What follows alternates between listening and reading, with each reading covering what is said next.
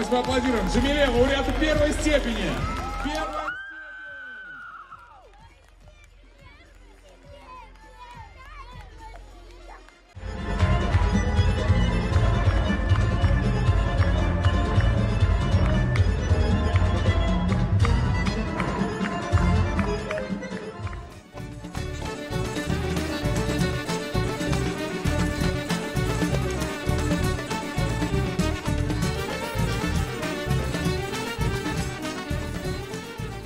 Мен пек мемненым біз Москваға барғананы біз анда яқшы ве дүлбер ойнадық. Джафирыжа бізім азырлады, чоқ репетиция япты. Біз бірінші ер алдық, оны үшін мен пек қуанам.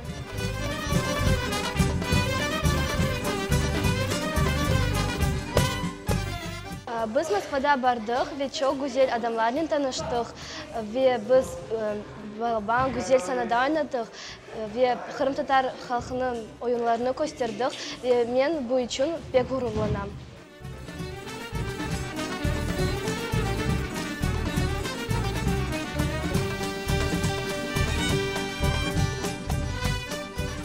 По достоинству оценили, так сказать, балетмейстерские способности и присвоили награду лучшего балетмейстера, чему я был крайне удивлен. То есть я не думал, что среди стольких сильных коллективов выделят именно нас, крымских татар.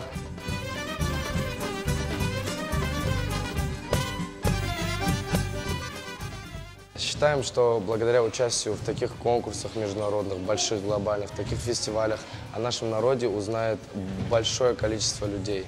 То есть это наша главная задача, чтобы наша культура развивалась, чтобы наш народный танец ценили, чтобы наших людей просто знали.